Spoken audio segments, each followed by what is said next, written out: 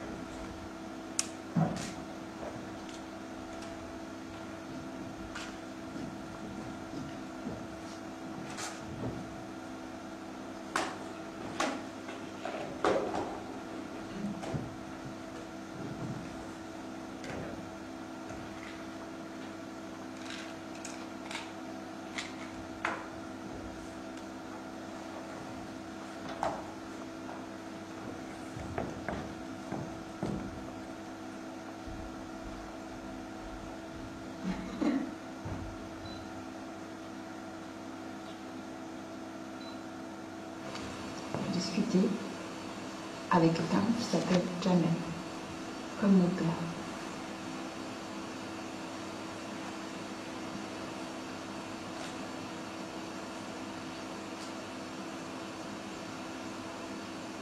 On a bu, on a fumé. Et j'ai appris beaucoup de choses.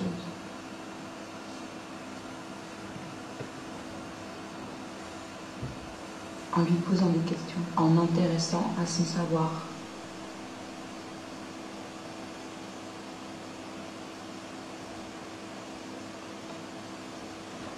J'ai appris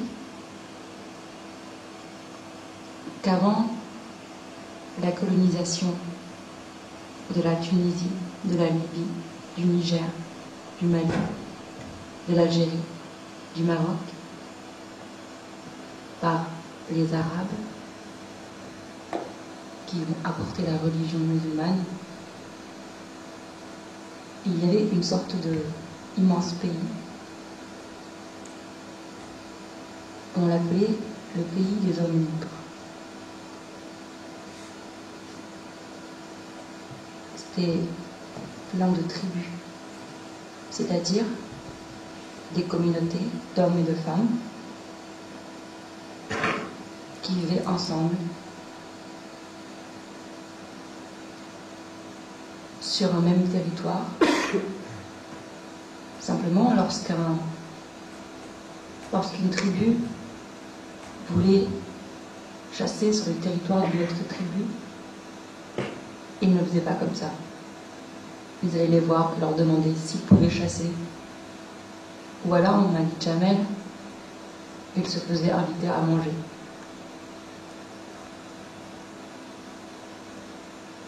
Quand les Arabes ont colonisé ce territoire d'hommes libres, en apportant leur religion par la force, Jamel m'a dit que finalement, les hommes et les femmes de ce territoire, je dis les hommes et les femmes de ce territoire parce que ce territoire était gouverné par une femme, la dernière femme, reine de ce territoire, s'appelait la Kaïna. C'est le nom de ma sœur.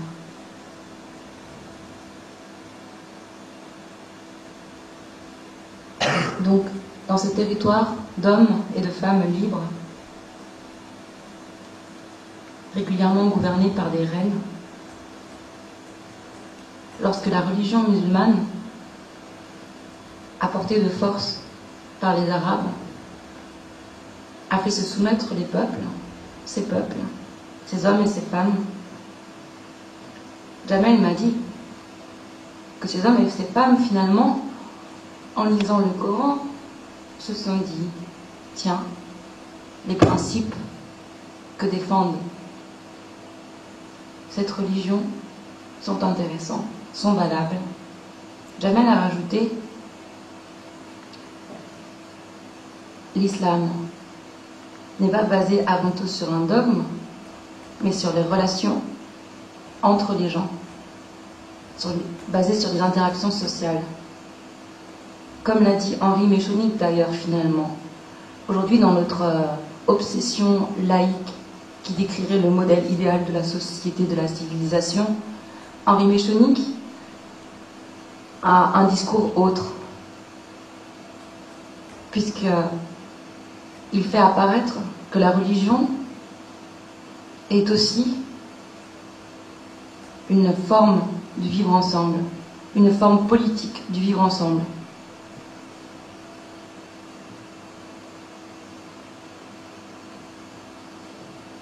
Mais ça se dit pas en France.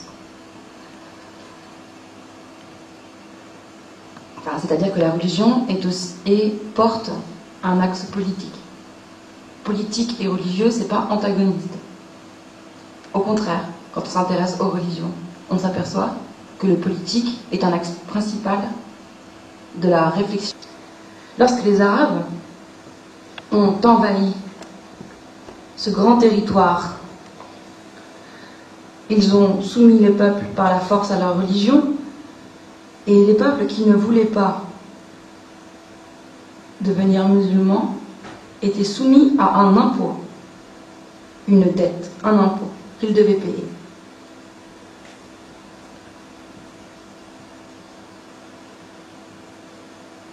Jamel me disait donc que ces hommes et ces femmes libres Maroc n'était pas les hommes libres. En 1920, les Marocains se sont rebellés contre le roi, qui dirigeait le royaume du Maroc. Les Français ont alors décidé de soutenir le roi. Et c'est pour cela qu'on appelle protectorat la façon dont les Français ont soutenu le roi du Maroc. Ils ont protégé le roi. Ils ont protégé le roi contre le soulèvement populaire d'un peuple qui voulait chasser son tyran. C'était en 1920. J'ai appris aussi, en discutant avec Jamel, que contrairement à ce que j'avais appris à l'école, de la victoire de Charles Martel, qui va arrêter les Arabes à Poitiers, tout ce que j'ai appris se résume en une phrase en vrai. J'ai appris par Jamel qu'en fait, Charles Martel n'a pas gagné contre les Arabes, puisque même Charles Martel a déposé drapeau blanc face aux Arabes. Et les Arabes ont décidé de collaborer avec lui.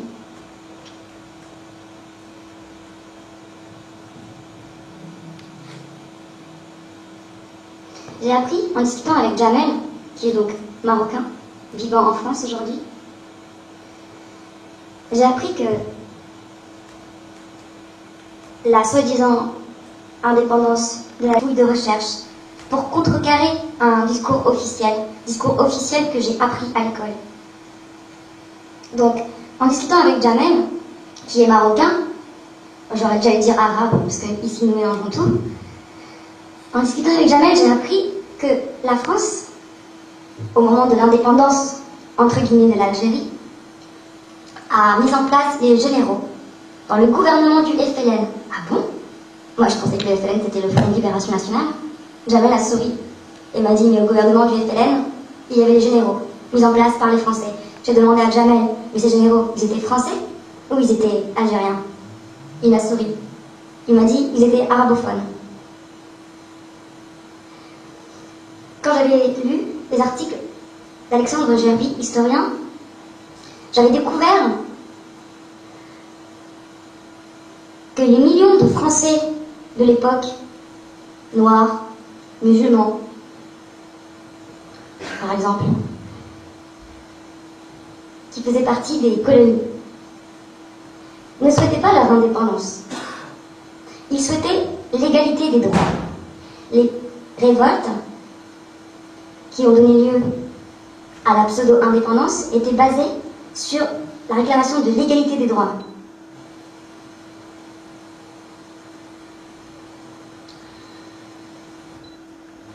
Sur le site d'Alexandre Gerby, historien, qui a fait un travail d'archive, vous pouvez trouver tous les documents avec les dates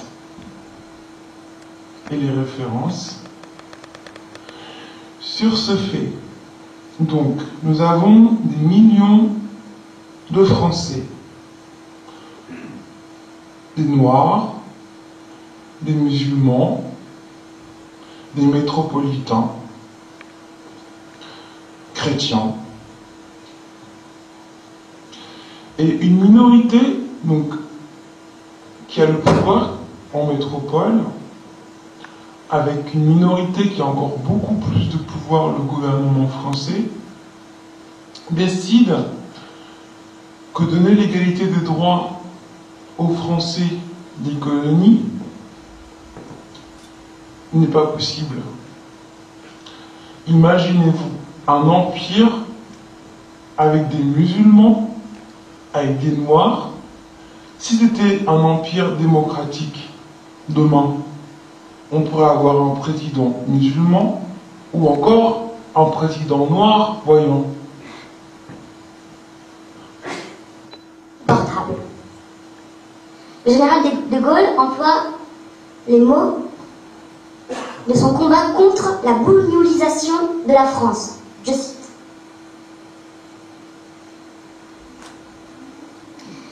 L'histoire de l'Algérie avec une pseudo-indépendance qui permet en vérité que l'égalité des droits n'existe toujours pas, c'est-à-dire qu'un pays soit pillé par un autre pays, en l'occurrence la métropole française. Au Maroc, 80% des entreprises marocaines n'appartiennent pas au Maroc. Je demande à Jamel, sur ces 80%, il y a quoi? Des Américains? Des Anglais? Des Français? Est-ce qu'il y a surtout les Américains? Jamel me répond, il y a surtout les Français. Digression. Total est une entreprise française qui fait des chiffres d'affaires énormes. Total est une entreprise française qui se porte extrêmement bien. Total est une entreprise française qui se porte extrêmement bien et qui ne paye pas d'impôts au gouvernement français. Je ne sais plus avec qui j'ai discuté, qui me disait, mais oui, il doit y avoir des accords pour que le gouvernement français ait accepté que Total entreprise française soit exonérée d'impôts. Il y a des accords. Ces accords-là est une propagande. Citoyen, citoyenne française, qui a grandi dans l'école de la République française, comme moi, eh bien, tu te retrouves face à la propagande. La propagande est un choix libéré de donner certaines informations, d'en maquiller beaucoup et d'en oublier énormément, de façon à créer un peuple servile, un peuple arrogant de sa bêtise, le peuple français par exemple. Le peuple français est un peuple qui jouit d'un confort assuré, d'un confort qui lui permet de se penser civilisé, qui lui permet de se penser supérieur, peut-être. Le peuple français est un peuple civilisé, éduqué, qui va à l'école de la République française, qui est une école laïque. Le peuple français bénéficie de la politique de son gouvernement. Politique de son gouvernement qui permet à ce même gouvernement de continuer actuellement à piller les richesses de tout un continent, le continent africain. Je ne parlerai pas des autres continents, il y en a d'autres. Je vous laisse le soin de mener vous-même vos enquêtes. Piller un continent, qu'est-ce que cela veut dire? Cela veut dire soutenir les dictatures qui permettent à un roi, une élite absolument pas démocratique, d'exercer un pouvoir tyrannique dans un confort qui lui est assuré, en laissant son peuple dans la misère. Ce qui est le cas de la politique menée par Hassan II, roi du Maroc, jusqu'à il y a quelques années, soutenue par le gouvernement français. Il y a quelques années, lorsque le grand démocrate Nicolas Sarkozy était président de la République, grande République française, avec ses valeurs telles que liberté, égalité, fraternité, un dictateur est décédé en Afrique. Au journal télévisé français, nous avons eu la primeur des condoléances et de la désolation officielle du président de la République française suite à la mort de ce dictateur. Le pillage d'un pays se fait par le soutien à des dictatures, mais bien en amont de ça, se fait par la mise en place de dictateurs, par l'assassinat de démocrates, par la favorisation d'une minorité, d'une élite, soutenue par les gouvernements civilisés, comme le gouvernement français, et des accords économiques qui permettent le pillage des ressources naturelles de ce pays. Gaz, pétrole, minerais, matières premières, agriculture. Au Maroc, par exemple, les Marocains n'ont pas le droit de construire leurs voitures. Au Maroc, par exemple, les Marocains n'ont pas le droit de choisir les cultures qui permettent à leur pays d'être en autonomie au niveau alimentaire. Dans la plupart des pays pillés par la France et quelques autres pays occidentaux qui créent la réalité du monde de milliards de personnes sur cette planète et qui créent la réalité de la misère de milliards de personnes sur cette planète, je m'arrête parce que ça fait beaucoup, ça fait mal au cœur.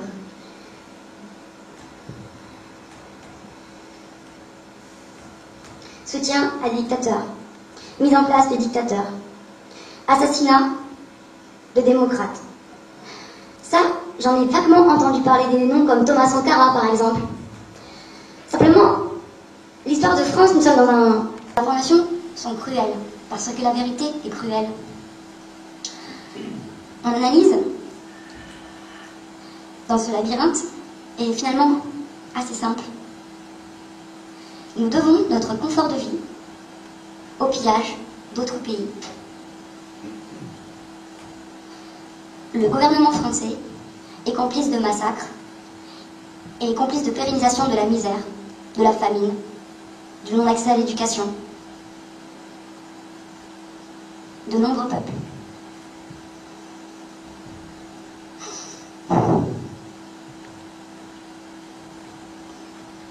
Comme nous sommes actuellement en grande période d'islamophobie,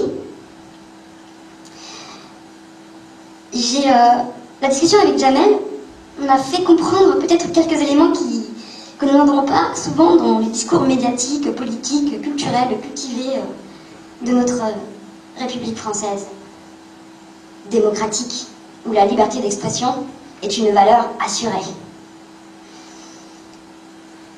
Jamel me disait: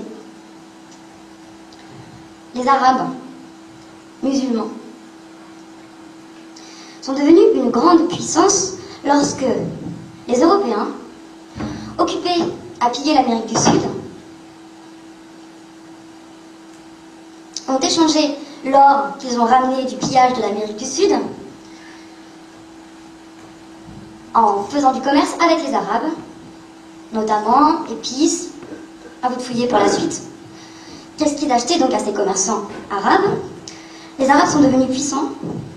Par rapport, concernant la France, arrive en 600 et quelques à Poitiers, Charles Martel, notre grand héros national, pose le drapeau blanc.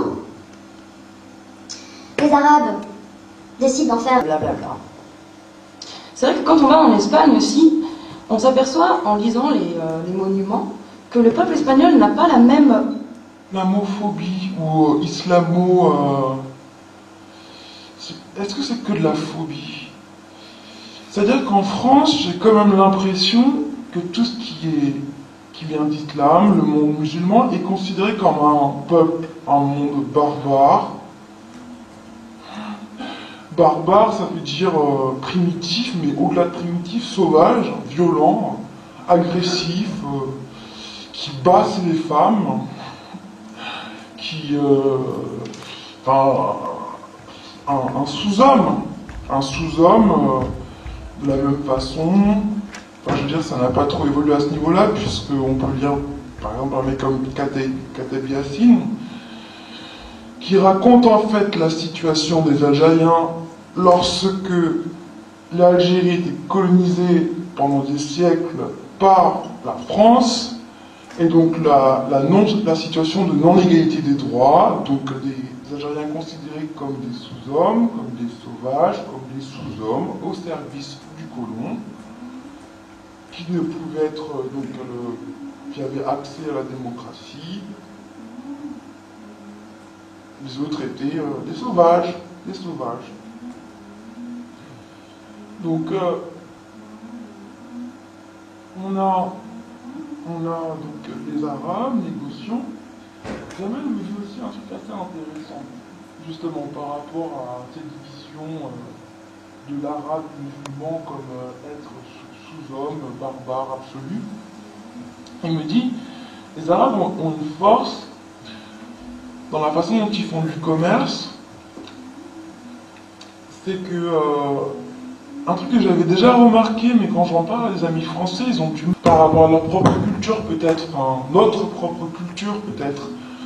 C'est-à-dire que j'ai déjà remarqué que lorsque je n'avais pas d'argent et que j'avais faim et que j'allais par exemple dans un kebab tenu souvent par des musulmans ou par des maghrébins ou par des arabes, enfin plutôt par des maghrébins,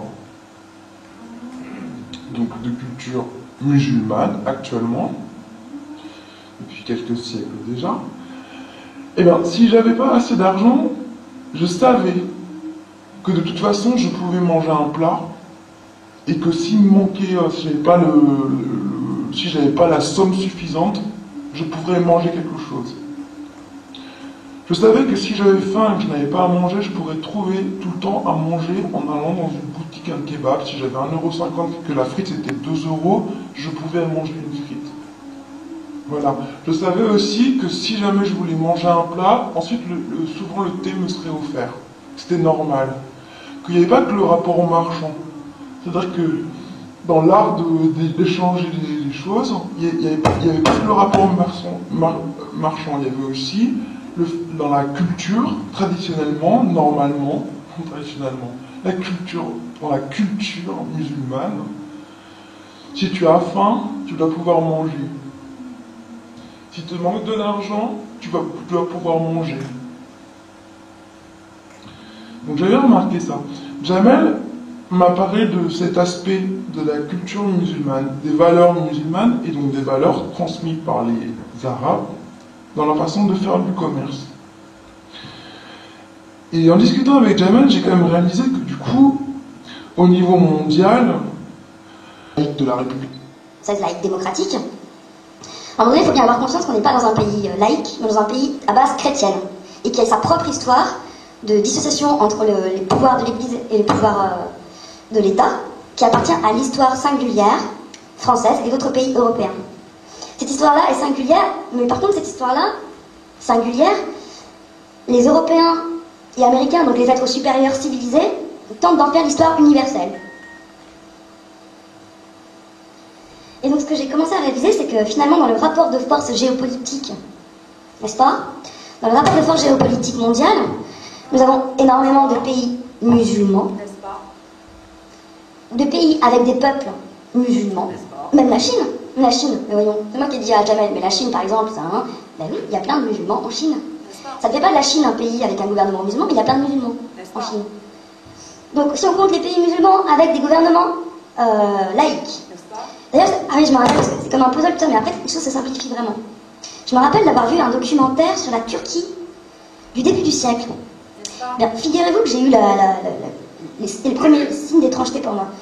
J'ai appris que les femmes turques ont eu le droit de vote avant les femmes françaises.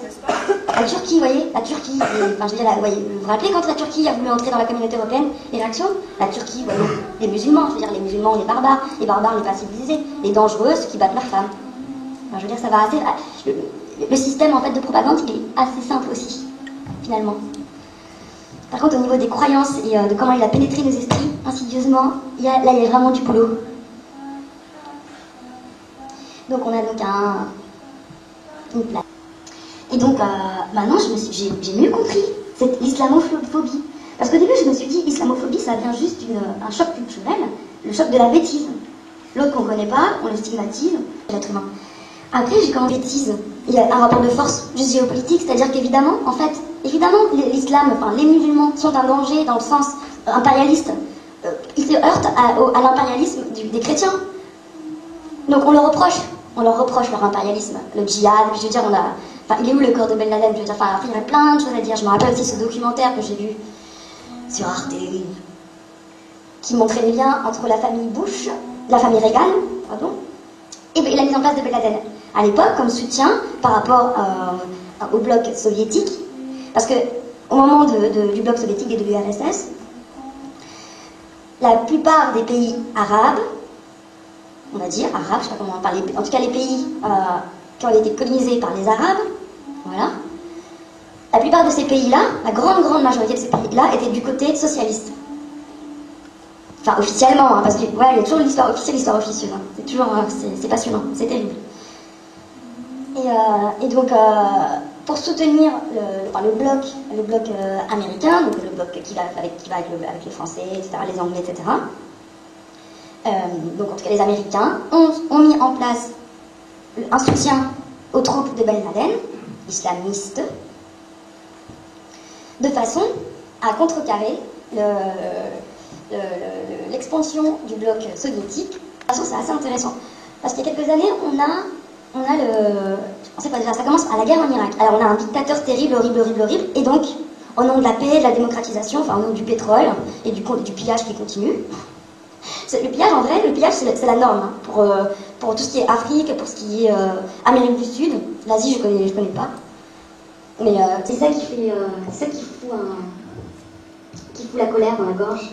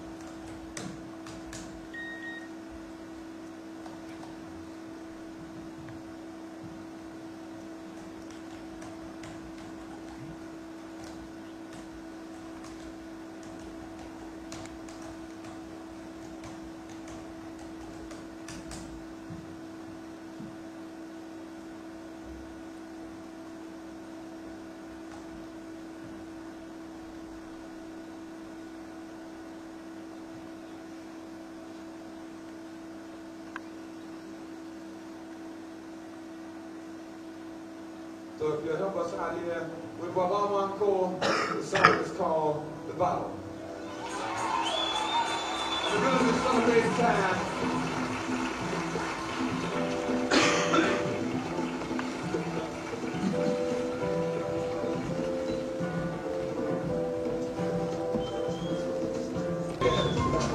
See that black boy over there running scared. His old man in a bottle.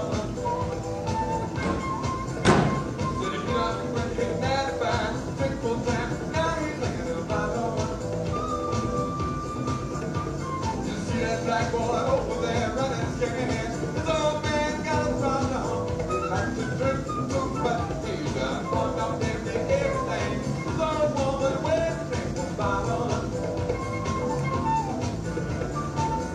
Don't you think it's a crime to drink time after time after time through the bottle? There people showed up in the bottle. Said, listen to me. Just as the joke was bad, for she started drinking wine from the bottle. She told me, old man, I'm in the crowd, you know I time. Now she's drinking in a bottle. I'm fading out there on the avenue, in my bottle, show me help with the bottle. And I seen Richard Red tried to help her out, she cussed him out, and put him in the head in the bottle. Turn the man. Don't you think it's a crime to wait time after time in the bottle? There people showed up in the bottle. I got a little dirt on the top, I will start some song. See that kid that I bring on sometime, he done down there, thrown in school in the bottle. Well, he was Dr. Hippie young girl along.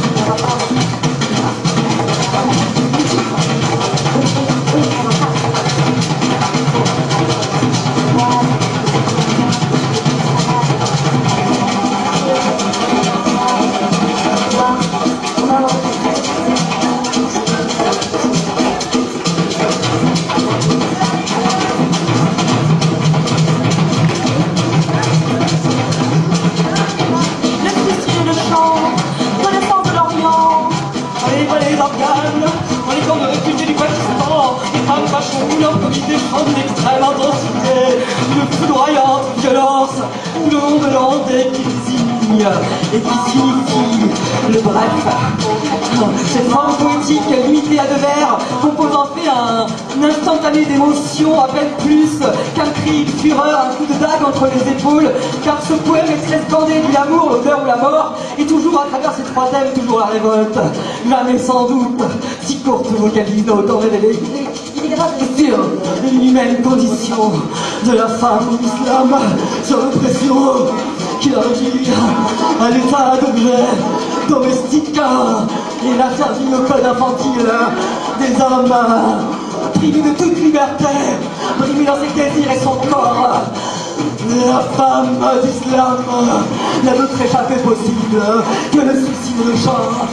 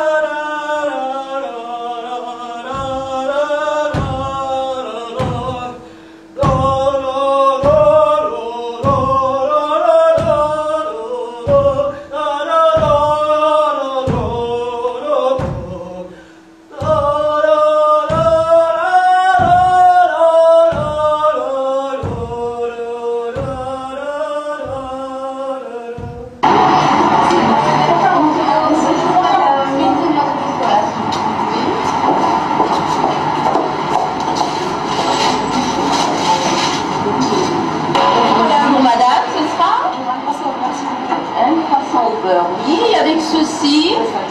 Ça sera tout. 3,40 €. Merci, madame. Merci. Au revoir, madame. Bonjour, monsieur.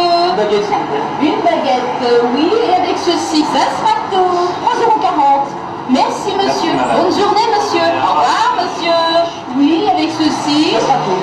Ce sera tout. Une baguette. Et avec ceci. Un chausson aux pommes. Un chausson aux pommes. Et avec ceci.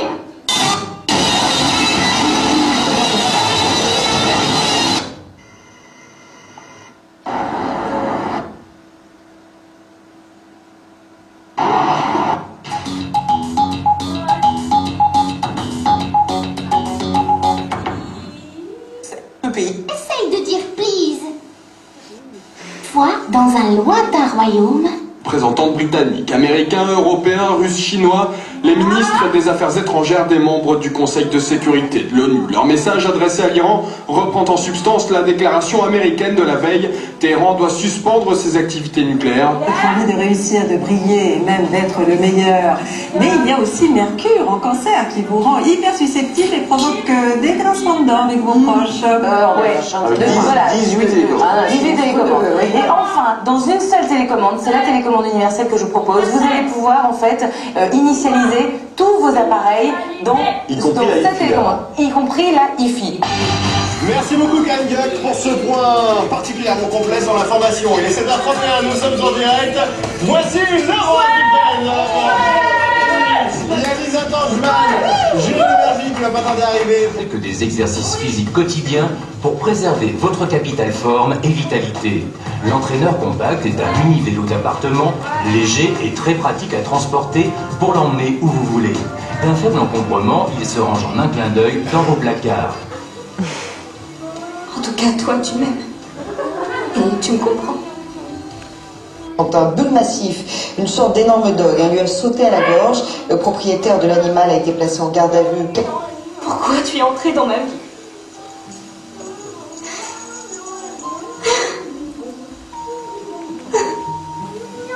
L'entraîneur compact sollicite la partie abdominale car il oblige une contraction de cette partie du corps durant le pédalage.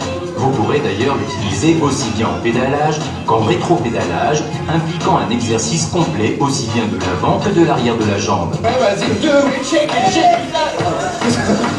Chloé, chérie, ne te fais pas de soucis, chérie, ne t'inquiète pas, tout se passera bien, tu verras. Tout ça est ta faute. Pareil, vous avez sans doute déjà vu cet entraîneur chez votre kiné ou dans un centre de rééducation. Vous pourrez aussi travailler le haut du corps de plusieurs manières, en mettant l'appareil face à vous, en vous couchant sur le dos ou en vous mettant à quatre pattes devant lui. Cela vous permettra de travailler le dos, les épaules, les biceps, triceps, trapèzes et dorsaux en douceur. Vous voulez en finir une bonne fois pour toutes avec le produit d'entretien nocif ou la pyrolyse qui consomme un maximum d'électricité, alors voilà la fameuse cocotte à enfourner. Là, par exemple, ça va sentir la fraise. Ici, ça va sentir les ordures ménagères. Et ici, ça va sentir la framboise, par exemple.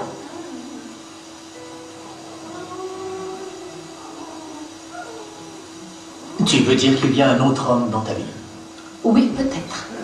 Je l'ai peut-être dit. Je crois que le pire est derrière nous. Le pire est passé, ça y est.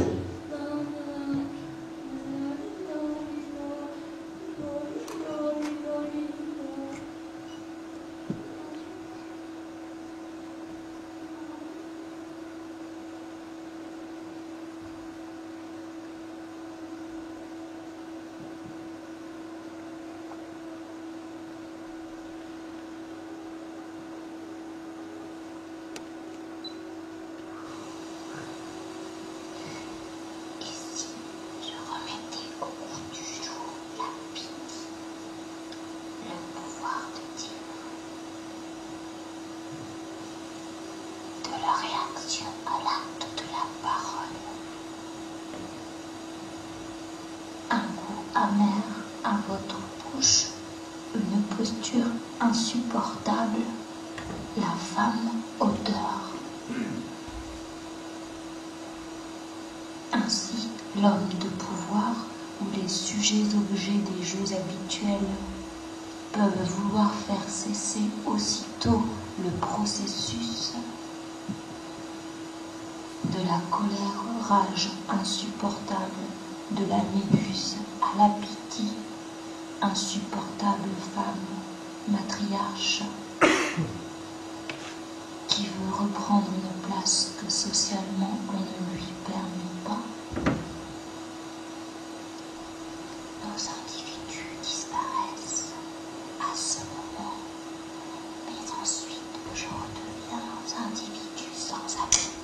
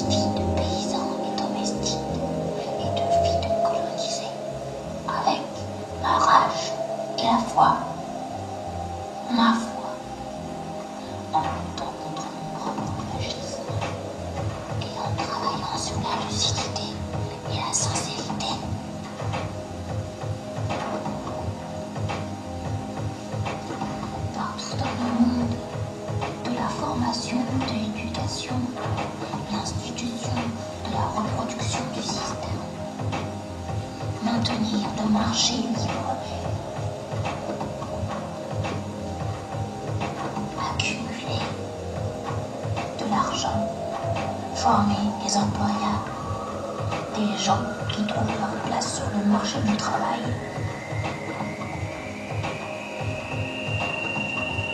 Accumuler de l'argent, créer des agents, maîtrise doctorat, technocrates, analysant.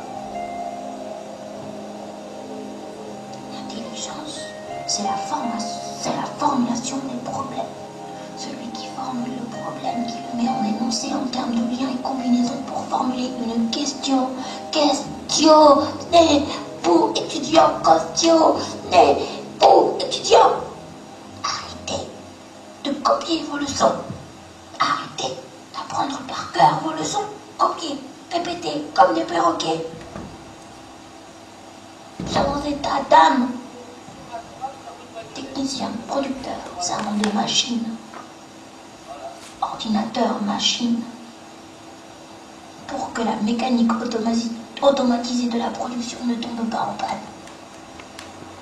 Nous servons alors la logique des machines, dont nous avons la garde.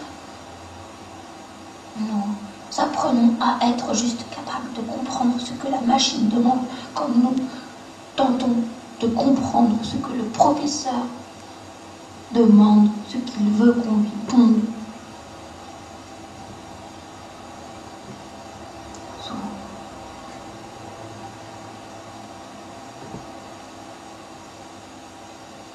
Penser parfois, j'ai manipulé des mots dans sa tête. Être représentant du système qui ne pense pas et défendre le système. Et c'est ça qu'on appelle souvent être cultivé.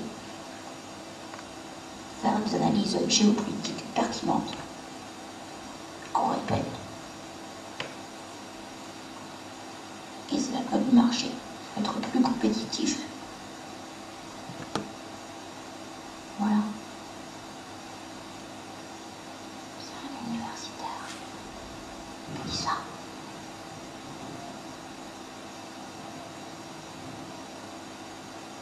Le savoir, c'est le pouvoir. Hein? Le savoir, c'est le pouvoir. Le savoir. Pourquoi?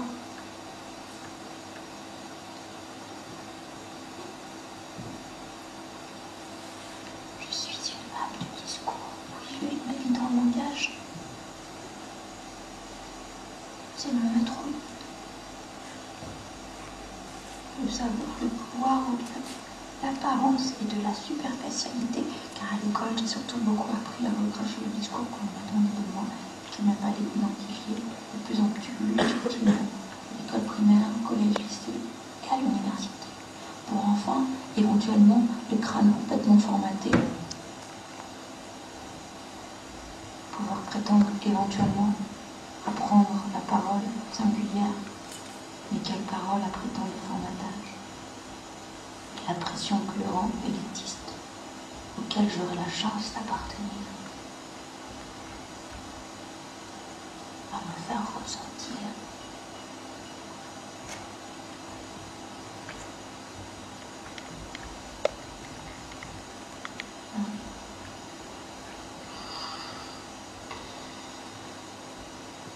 La politique. Rien de ce qui touche à la politique ne relève du hasard. Soyons sûrs que ce qui se passe en politique a été bel et bien programmé. Roosevelt.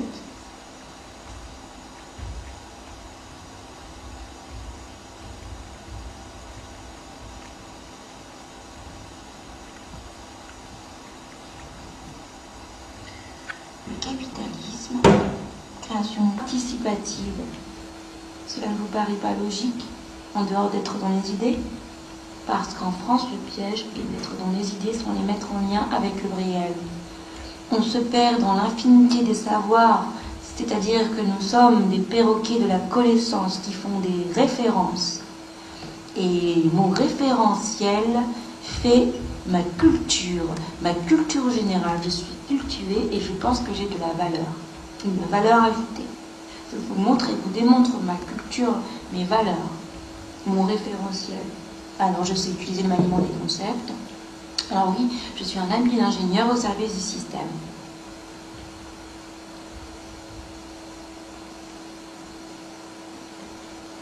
Et je suis là. Et je suis la seule à dévoiler, délaisser, arrêter le chaos par ma pensée constructive de sens.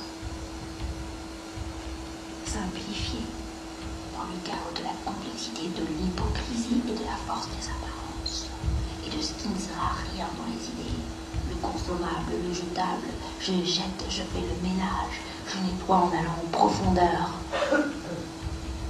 Alors que souvent, je suis en concurrence, en compétition, en démonstration, en notation, en censure, alors